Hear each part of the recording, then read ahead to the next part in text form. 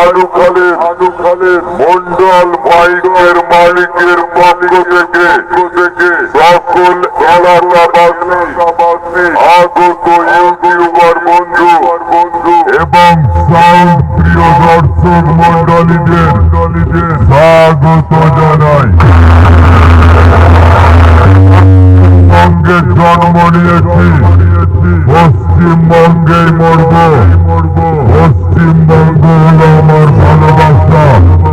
bike কম্পিটিশনের ময়দানে পূর্ব বর্ধমান জেলার জয়পুর আলুখালের মন্ডল বাইকের মালিক